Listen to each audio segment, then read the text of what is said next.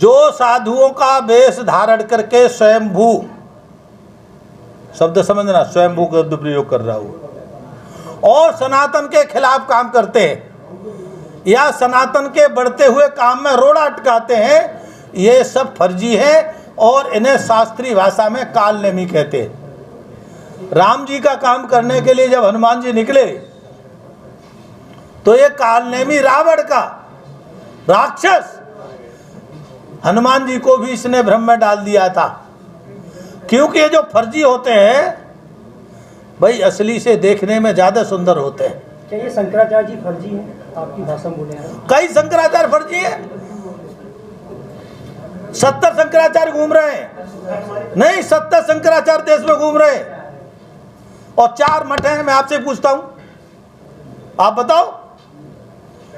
और मैंने कह रहा हूं, मांग आपके द्वारा भी कर रहा हूं, इन सब फर्जी शंकराचार्यों के खिलाफ भी कार्रवाई होनी चाहिए, फर्जी महात्माओं के खिलाफ भी कार्रवाई होनी चाहिए।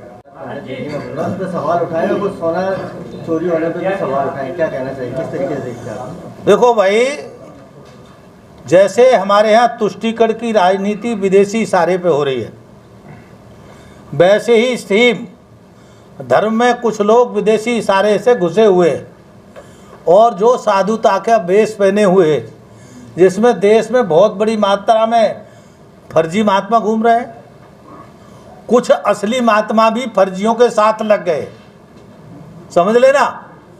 कुछ असली महात्मा भी उन फर्जी षड्यंत्रकारियों के साथ लगे, वो सनातन के खिलाफ आए दिन काम करते रहते।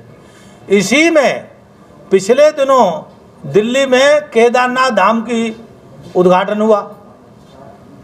केदारनाथ धाम आज का नहीं है, लाखों साल का है, पुराना है और स्वयंभू प्रकट वहां शिवलिंग है।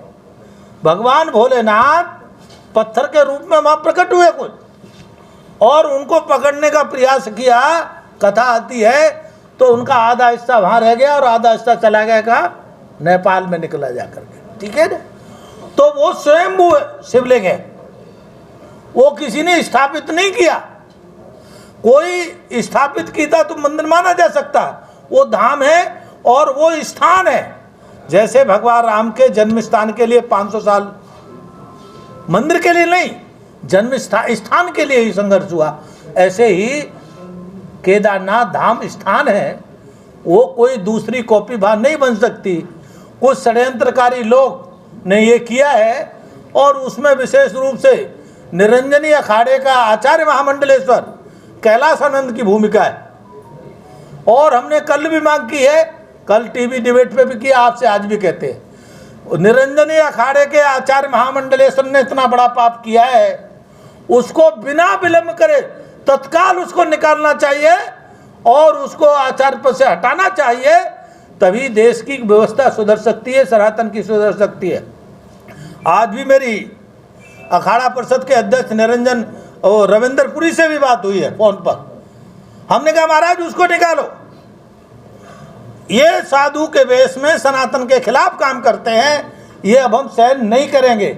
और वो रास्ते में थे, उन्होंने कहा महाराज हरिद्वार पहुंचते हैं, आप भी हरिद्वार आ जाओ, बैठकर इस पर विचार करेंगे। 228 किलो सोना गायब होने का दावा हुआ है, इस पे आप क्या कहना? जो आदमी दावा कर रहा है वह आदमी न महात्मा है, न तथाकथित शंकराचार्य है, वह भी विदेशी षड्यंत्र का हिस्सा है, झूठ बोलता है, झूठ शिरोमणि है।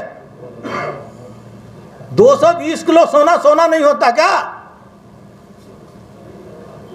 वो हीरो बनने के लिए झूठ बोलता है, लेकिन मैं आज जवाब देता रहा हूं कि केवल वो झूठ शिरोमणि है।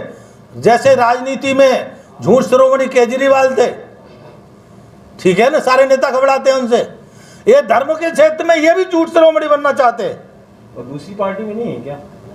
दूसरी पार्टी में नहीं क्या झूठ? मैंने शिरोमणि कहा, नहीं मैं बताया, झूठे तो बहुत है, शिरोमणि कम है, पर्टिकुलर एक ही का नाम लिया जा रहा है आपका।